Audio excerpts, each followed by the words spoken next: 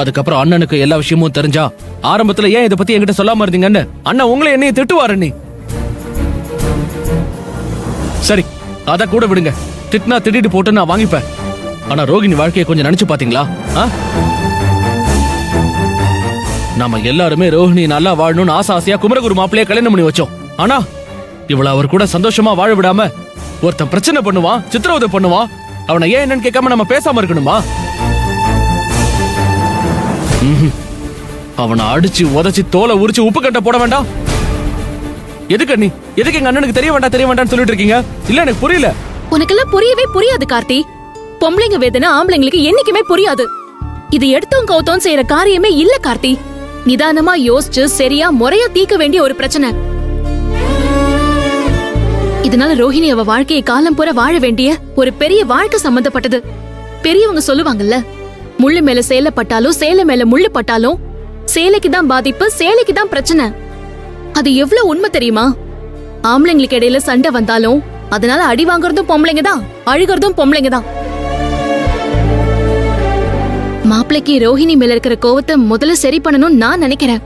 ஆனா நீ என்ன தெரியுமா நினைக்கிற? கௌதம் மேல உன்னோட கோவத்தை காட்டணும்னு நினைக்கிற.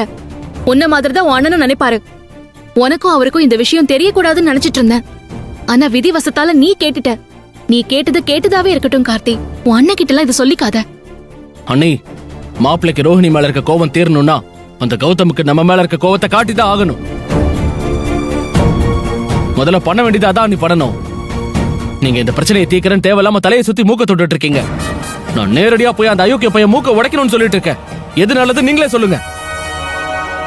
ஐயோ அண்ணன், என்ன நடந்தது, எதுக்கு நடந்ததுன்னு எனக்கு ஒண்ணுமே புரியல அண்ணன். ஆனா நான் நினைக்கிறது வேண்டிக்கிறது எல்லாமே ஒன்னே ஒண்ணுதான். இந்த விஷயம் பெரிய அண்ணனுக்கு, அப்பாக்கு, பாட்டிக்கு, ரேவதிக்கு உங்களுக்கு எல்லாம் தெரிஞ்சதுன்னா ஐயோ அந்த நிமிஷமே அவங்களுக்கு என்ன ஆகுமோ ஏதாகுமோன்னு நினைச்சாலே எனக்கு எதுவும் சொல்ல தெரியல அண்ணன. அதனால அந்த பிரச்சனைய நமக்குள்ளே வச்சிருந்து சரி பண்ண பாக்கலான்னு ப்ளீஸ் அண்ண. ரோஹிணி, உனக்கு தெரியாது, வீட்டு கூரை மேல நெருப்பு பிடிச்சி எறியும் போது நிதானமா யோசிக்க முடியாது. உடனடியா அதை அணைக்க ஏதாவது பண்ணிதான் ஆகணும். இப்ப நம்மளோட சூழ்நிலையும் நெருப்பு பிடிச்ச மாதிரி தான். இதை இவ்வளவு தாமதிச்சு வளர விட்டதே தப்பு. ஆரம்பத்துல இந்த விஷயத்தை என்கிட்ட சொல்லிருந்தா அந்த கௌதம் பையலோட கை காலை முறிச்சு கனவுல கூட அவன் நினைக்க முடியாத மாதிரி பண்ணிருப்பேன். தப்பு பண்ணிட்ட ரோஹிணி. ஆனா இனிமே அந்த தப்பு பண்ண மாட்டேன்.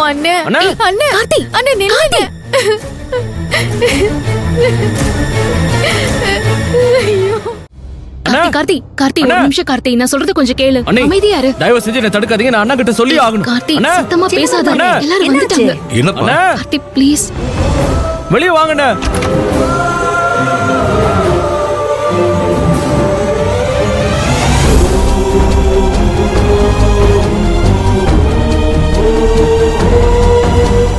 என்னடா? அது ஒண்ணும் இல்லங்க. நீங்க எதுவுமே பேசாதீங்க. அண்ணா, மாப்பிள்ள நம்ம ரோஹிணி மேல கோவமா இருக்கிறதுக்கு நீ சொன்னது காரணம் இல்லைண்ணே. பரவாயில்லையே, மெக்கானிக் பையன் எப்படியோ உண்மையான காரணத்தை கண்டுபிடிச்சிட்டான் போலயே.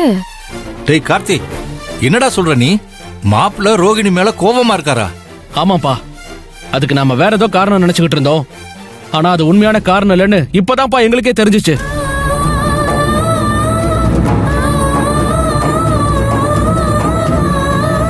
ஆதிரே, இவன் என்ன சொல்றான்? அதெல்லாம் எதுவும் இல்லங்க. அவன் நான் சொல்றது தயவு செஞ்சு கேளுங்கண்ணே. ரோஹிணிக்கு மாப்பிளைக்கு நடுவில் நடக்கிற பிரச்சனைக்கு நீ காரணம் இல்லைண்ணே, அந்த கௌதம் தானே காரணம்.